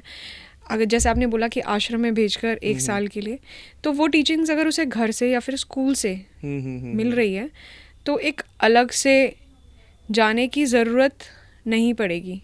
लेकिन क्या प्रोफेशनली अगर इसको देखा जाए तो हम अगर किसी को कुछ स्पोर्ट्स में अच्छा देखना है तो उसे घर में कितना भी अच्छा स्पोर्ट्स पर्सन होगा, उसके बाद अगर उतना माहौल नहीं मिलेगा, उसको ग्राउंड नहीं मिलेगा, तो शायद वो उतने अच्छे से नहीं खेल पाएगा उस चीज़ को।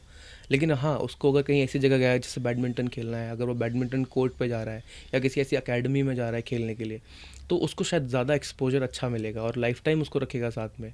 तो जो मुझे लगता है वो ये कि शायद आश्रम या कोई ऐसी जगह जहाँ पे अगर 1-1, 2-2 घंटे के कोर्सेज भी चलें, बच्चों को अगर आप फ्री टाइम में कहीं लेके जाते हैं, अगर ऐसा पेरेंट्स कर ले तो ये भी मुझे लगता है शायद बेनिफिट करेगा। हाँ, दैट कैन हेल्प, मीन्स कि एक लेजर टाइम में आप चले गए वहाँ पर, आपने वहाँ का एनवायरनमेंट देखा, वहाँ से चीज़ें सीखी, तो वो मदद करेंगे।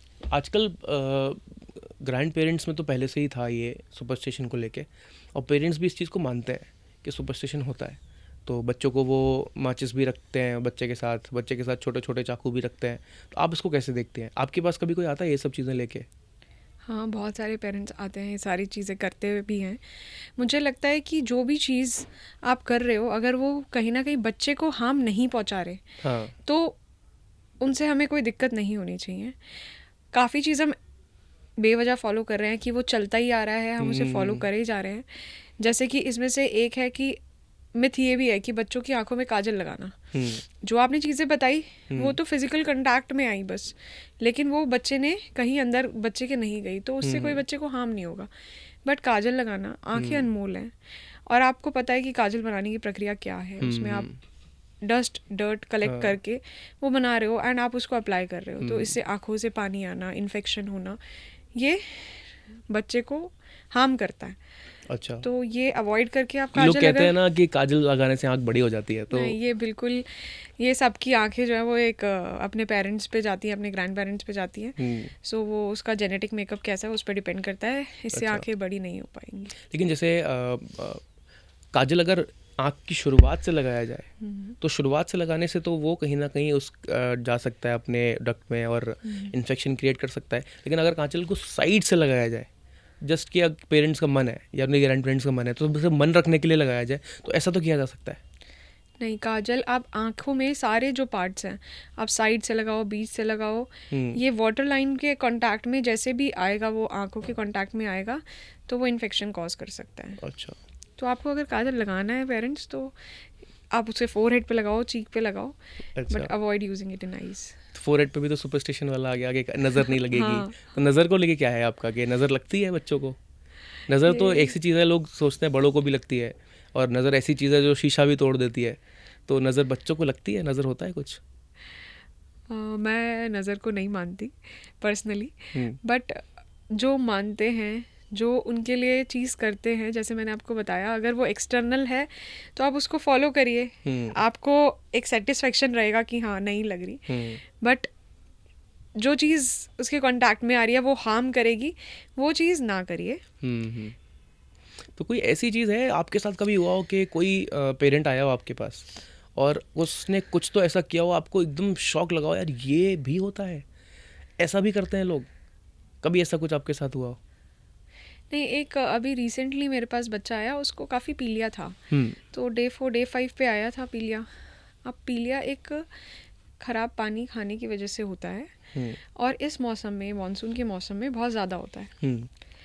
तो हमने उसको एडवाइस किया कि आप थोड़ा एडमिट हो जाओ, क्योंकि उस बच्चे को लगातार वॉमिटिंग हो रही थी, वो कुछ खा भी नहीं रहा था। तो ऑन द कॉन्ट्रेरी उसकी मदर ने बोला कि मुझे और भी बच्चों का ध्यान रखना है, मैं अभी भर्ती नहीं करा पाऊंगी, और वो उसको घर ले गई। थोड़े दिन बाद वो बच्चा फिर आया हमारे पास, तो पता चला कि उसके गले में एक माला थी जिसमें लकड़ी बंधी हुई थी। वो किसी बाबा के पास गए, उन्होंने हर्बल मेडिकेशन दिया उसको।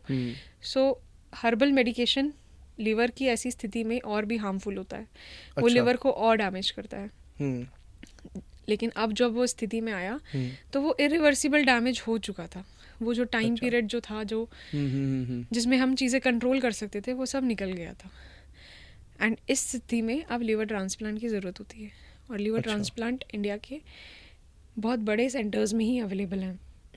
तो जो और उसका चीज़ वो कॉस्ट बचाना, जो है वो बहुत हाई है, तो पेरेंट्स उस चीज़ को अफोर्ड भी नहीं कर सकते। तो जो चीज़ वो बचाना चाह रहे थे, पैसा भी हो सकता है उसका कारण और समय भी हो सकता है, उन्होंने और उसको ख़राब कर दिया। ख़राब हो गया।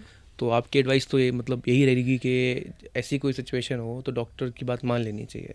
डेफिनेटली।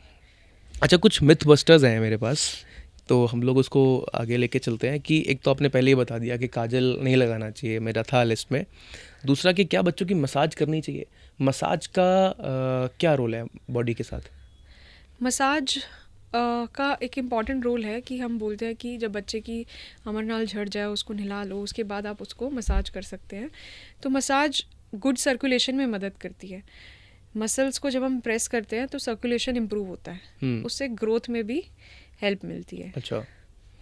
और बच्चों की जो मसाज होगी वो ऑयल से करनी चाहिए या फिर कोई क्रीम से करनी चाहिए, क्या करना चाहिए? क्योंकि दाई माँ भी होती हैं, दादी भी होती हैं, सब लोग कहते हैं कि ये सरसों का तेल अच्छा है या नारियल का तेल अच्छा है, तो किससे करनी चाहिए मसाज? बच्चों की रिकमेंडेड जो ऑयल्स है हम्म, वो कोकोनट ऑयल है, अच्छा। लीस्ट एलर्जेनिक ऑयल है, तो बच्चों की मसाज सिर्फ नारियल के तेल से होनी चाहिए।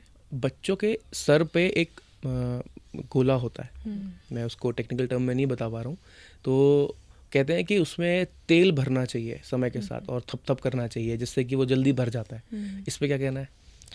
नहीं, इसे फॉन्टनेल बोलते हैं, जो कि एक सर का ऐसा हिस्सा है जहाँ पर हड्डी नहीं है, हुँ, और ये विंडो है एक ब्रेन की, इसके जस्ट नीचे ब्रेन है, हुँ, और ये खुला इसलिए है क्योंकि बच्चे के सर को ग्रो करना है। हुँ। जो मेजॉरिटी ब्रेन डेवलपमेंट होती है वो 2 साल तक होती है, उसके बाद 18 से 24 महीने पे ये खुद ब खुद बंद हो जाता है। तो इसको आप जल्दी बंद करके बच्चे के लिए हार्म ही कर रहे हो नहीं, लेकिन इससे बंद ना। होता है? इससे बंद बिल्कुल भी नहीं होगा, आप दबाओगे तो सर का प्रेशर और बढ़ जाएगा, हुँ, और वहाँ तेल रखने से एक और हार्म है कि आप वहाँ तेल छोड़ोगे तो सारा जो आसपास का रूम का डर्ट है वो वहाँ जाके इकट्ठा हो जाएगा। अच्छा, तो नहीं करना कुछ, चाहिए। हाँ। अच्छा। और कुछ लोग कहते हैं कि बच्चों के पैदा होते ही बाल काट देने चाहिए सारे, क्योंकि ये उनके पिछले जन्म के बाल हैं, ऐसा माना जाता है। तो इस पे क्या कहना है आपका? नहीं, अगर पिछले जन्म के भी हैं तो उन्हीं के साथ आए हैं, तो अपने आप धीरे धीरे बाल जो है 4 से 5 महीने में हल्के हुँ, होने लग जाते हैं। फिर जो एडवाइस करते हैं हम, मुंडन जो कराया जाता है बच्चे का, हुँ, वो आइडली 2 साल के बाद कराना चाहिए। अच्छा। और फॉर्मूला मिल्क को लोग कहते हैं कि कुछ लोगों का ये कहना है कि फॉर्मूला मिल्क बिल्कुल ही बेकार होता है, नहीं लेना चाहिए। कुछ लोगों का कहना है कि फॉर्मूला मिल्क ही अच्छा होता है, इसी को यूज़ करना चाहिए। 6 महीने तक माँ का दूध सर्वोत्तम आहार है, उसके बाद फॉर्मूला मिल्क अगर आप देना चाहते हैं, अगर कोई वर्किंग मदर है वो एक्सप्रेस नहीं कर पा रही है मिल्क, तो फॉर्मूला उन माँओं के लिए है जिनको या तो दूध नहीं बन पा रहा या अपनी व्यस्तता के कारण वो बच्चे को दूध नहीं पिला अच्छा। पा रही हैं। और एक ये भी मिथ है कि चबी बेबीज़, बच्चा जितना मोटा होगा उतना ज़्यादा हेल्दी होता है। अ, ये ऐसा बिल्कुल भी नहीं है। लीन बेबीज़ जो होते हैं they are healthier compare to chubby babies, and अगर एक बच्चा जो है वो मदर मिल्क पे है, देखा गया है कि वो लीनर होता है compare to baby on formula milk, वो चबी होते हैं फॉर्मूला वाले बच्चे। अच्छा, बच्चे की एक्टिविटीज़ देखनी चाहिए मेनली। हाँ। और वैक्सीन्स को लेके लोगों में डर रहता है कि अभी भी जिनके पास अवेयरनेस नहीं है कि हम वैक्सीन नहीं लगवाएंगे, क्योंकि उससे एक तो बच्चे को बुखार बहुत आता है और रिस्की होती है वैक्सीन्स। इस पे क्या है आपका? नहीं, वैक्सीन्स जो हैं वो बचाव के लिए बनी है किसी भी बीमारी से।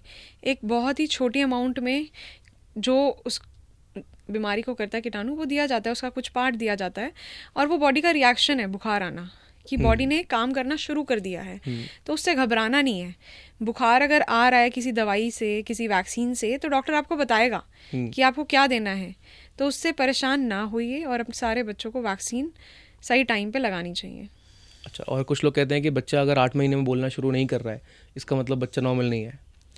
8 महीने में बोलना मतलब अगर वोकलाइज करना नहीं शुरू करा है, अच्छा। अगर बा ब ब्ला आ गू ये साउंड नहीं निकाल रहा है, देन कोई हो सकता है कि उसको या तो सुनने में दिक्कत है या बोलने की कोई ऐसी दिक्कत। अच्छा, और पैदा होते ही बच्चे को काऊ मिल्क पिलाया जा सकता है और सिर्फ काऊ मिल्क ही पिलाया जा सकता है? नहीं, काऊ मिल्क जो है वो गाय के बछड़े के लिए है, और मदर मिल्क जो है वो बच्चे माँ के बच्चे के लिए है। अच्छा। और 1 साल तक कोई भी एनिमल मिल्क बच्चे को नहीं देना चाहिए। अच्छा, अच्छा, कुछ ये भी मैं सुनता हूँ कि जब बच्चे जब पैदा होते हैं तो उनके निपल्स में से लोग दूध को एक्सट्रैक्ट करने की कोशिश करते हैं, जो कि आगे चल के बड़ा प्रॉब्लम क्रिएट करता है। तो ये इट इज़ क्यों करते कॉल्ड हैं? As witches milk. ये मदर के हार्मोन के इफेक्ट में प्रोड्यूस होता है और धीरे धीरे अपने आप ठीक हो जाता है। अच्छा। तो इसको मसाज करके प्रेस करके निकालने की कोई ज़रूरत नहीं है, बिकॉज उससे वो इन्फेक्ट हो सकता है और प्रॉब्लम बड़ी हो सकती है। एक ये भी मिथ है कि बेबीज़ को सॉलिड फूड देना चाहिए 6 महीने से पहले। बेबीज़ को सॉलिड फूड की रिक्वायरमेंट 6 महीने के बाद ही होती है, जिसे वीनिंग कहा जाता है। 6 महीने तक सिर्फ मिल्क, मदर मिल्क देना चाहिए बच्चे को। और बेबीज़ को सिर्फ ब्लैंड फूड ही खाना चाहिए हमेशा। 1 साल तक जैसे हमने बताया नमक और चीनी की ज़रूरत नहीं है, लेकिन मसाले जैसे कि अजवाइन, जीरे का पाउडर, ये बच्चे को डाल के हम दे सकते हैं। अच्छा, और बच्चों को मल्टीविटामिन्स की ज़रूरत पड़ती है, उनको देने चाहिए? रेगुलरली कोई मल्टीविटामिन की ज़रूरत नहीं है। अगर कोई इलनेस हुई है उसके बाद शॉर्ट पीरियड के लिए हम मल्टीविटामिन डॉक्टर के प्रिस्क्रिप्शन के बाद ले सकते हैं। अच्छा। और फॉर्मूला मिल्क थोड़ा थोड़ा डालना चाहिए बच्चों के खाने में जिससे कि उनको टेस्ट आना शुरू हो। नहीं, ये इस चीज़ की कोई ज़रूरत नहीं है। टेस्ट के लिए वो जो खाना है उसका स्वाद बच्चे को समझ आएगा तो वो अपने आप खाना शुरू कर देगी। अच्छा, जैसे बच्चे अंगूठा चूसते हैं तो वो बताते हैं कि बच्चे को अंगूठा लंबे समय तक चूसने देना चाहिए, इससे कोई इशू नहीं क्रिएट होता है। नहीं, ये सेल्फ ग्रेटिफिकेशन बिहेवियर है एंड ये 5 साल तक नॉर्मली देखा जा सकता है, लेकिन अगर इसके बाद परसिस्ट कर रहा है then please take help of paediatrician. सारे बच्चों को न्यूट्रिशन सप्लीमेंट्स एक्सटर्नली देने चाहिए। नहीं, जैसे हमने बोला कि डिमांड के अनुसार डॉक्टर बताएगा कि आपके बच्चे को कौन से सप्लीमेंट की कब ज़रूरत है। अपनी मर्ज़ी से कोई भी चीज़ हार्मफुल हो सकती है। टीनेज के बच्चों में मेंटल हेल्थ इश्यूज जो होते हैं वो सिर्फ उनका एक डिमांडिंग बिहेवियर होता है। वो बच्चे सिर्फ चाहते हैं कि हमको अटेंशन सीकिंग है। नहीं, they can be real problems. अगर पेरेंट्स के नोटिस में ऐसी कुछ इशू आ रही है तो काउंसलर्स या फिर पीडियाट्रिशियन, आपके आसपास जो फैमिली डॉक्टर है उसकी मदद लीजिए। कई सारे लोग घर में आके आपको बताते हैं कि बच्चे को मालिश करते समय पैरों से पकड़ के उल्टा भी टांगना चाहिए। नहीं, this can cause harm. Baby के ब्रेन में बहुत फ्रेजाइल वेसल्स होती है, वो रप्चर हो सकती है, तो ऐसा नहीं करना है। अच्छा, 6 महीने तक बच्चों को पानी देना चाहिए कि नहीं? नहीं, अगर जो बच्चा माँ के दूध पर है वो एक संपूर्ण आहार है, 80% वाटर है उसके अंदर, तो गर्मी के मौसम में भी बच्चे को पानी की ज़रूरत 6 महीने तक बिल्कुल भी नहीं है। अच्छा, कुछ लोग कहते हैं कि विटामिन डी को पूरा करने के लिए बच्चे को धूप में सुबह डाल दो, छत पे लिटा अगर दो। बहुत ही गर्मी के मौसम में बच्चे को धूप में लिटाया जाएगा तो डिहाइड्रेशन हो जाएगी, अच्छा, तो जो मदद होनी चाहिए थी वो भी ना होके हार्म होगा। तो लेकिन ऐसा फिर भी क्या बिल्कुल भी नहीं सनलाइट करना। इतना अच्छा इफेक्ट डालती है बच्चों पे शुरुआत में? नहीं, एक्सपोजर का टाइम क्या है, क्या ड्यूरेशन, किस टाइम पे आपने उनको लिटाया, वो मैटर करता है। बट डेफिनेटली बच्चे को 1 साल तक विटामिन डी की सप्लीमेंट की ज़रूरत होती है। मैं आपसे ये भी पूछना चाहूँगा इसको सम अप करने के लिए कि आपकी क्या एडवाइस रहेगी न्यू पेरेंट्स को और टीनेज बच्चों के पेरेंट्स के लिए? कुछ ऐसी बातें अगर आप बताना चाहें कि वो लोग अपने दिमाग में ध्यान रखें उस चीज़ को। न्यू पेरेंट्स के लिए इम्पॉर्टेंट चीज़ ये है कि don't try to become over achiever. जो रियलिस्टिक एक्सपेक्टेशंस अपने से भी रखिए, बच्चे से भी रखिए। सारे बच्चे एक समान नहीं होते, तो दूसरे के बच्चे को देखकर कि मेरा बच्चा ये सब नहीं कर रहा है, एक डेवलपमेंट का पैटर्न है, एक डेवलपमेंट का टाइम है, एक फ्रेम है। इट इज़ नॉट एग्जैक्टली कि एक पॉइंट पर अगर किसी का बच्चा 12 महीने का चलने लगा है और आपका बच्चा नहीं चल रहा तो उसमें कोई दिक्कत है। तो और वो टीनेज पेरेंट्स मतलब डेफिनेटली वो एक टाइम ऐसा है जब बच्चे जो हैं वो थोड़ा सा अपने पीयर्स की तरफ ज़्यादा इंक्लाइंड होते हैं और पेरेंट्स से चीज़ें कम डिस्कस करते हैं। तो इन अ फ्रेंडली वे आप कोशिश करिए कि अपने बच्चे से बात की जाए। हमेशा डांटने से वो और थोड़ा दूर जाएंगे। उनकी बातें समझकर उनके तरीके से समझाने की कोशिश कीजिए। और आजकल के जो नए फादर्स हैं उनको लेके आपका क्या कहना है कि उनका कंट्रीब्यूशन अपने पार्टनर की तरफ, अपने बच्चे की तरफ कैसे होना चाहिए? क्योंकि वैसे तो हम देख रहे हैं कि आजकल के फादर्स बहुत ज़्यादा चीज़ों को ध्यान से करते हैं, अच्छे से कर रहे हैं, लेकिन आपकी एडवाइस क्या होगी? न्यू फादर्स जो बनते हैं, ऐसे जैसे नई मदर बन रही हैं, उनकी भी रिस्पॉन्सिबिलिटीज़ आई हैं एंड आजकल they are taking part equally as mothers. तो अपनी जॉब होते हुए भी, काम करते हुए भी वो ट्राई करते हैं कि हेल्प करें एंड सबको करना भी चाहिए ये, क्योंकि रिस्पॉन्सिबिलिटी अगर आप शेयर नहीं करोगे तो बर्डन एक ही तरफ शिफ्ट हो जाएगा and that will ultimately affect your kid growth. So अगर आप चाहते हैं एक अच्छी फैमिली, एक नरिश्ड फैमिली डेवलप हो, तो सारी responsibilities I have seen you मतलब developing as a nice father over last 2 years। Thank you. So you are helping your wife equally. नहीं, हम लोग तो बस कोशिश ही करते हैं कि अब देख रहे हैं कि कितनी प्रॉब्लम्स हो रही हैं। पहले के टाइम में शायद कम्युनिकेशन भी उतना ज़्यादा नहीं होता था, क्योंकि पापा लोगों को कहीं बाहर जाना होता था या तो काम करने के लिए, सारा काम मदर्स को अकेले घर पे करना है। अब क्या है कि कम्युनिकेशन भी ईजी हो गया है, फ़ोन्स इतने ज़्यादा एक्टिव है, तो आई थिंक ये सब चीज़ें भी हेल्प कर रहे हैं।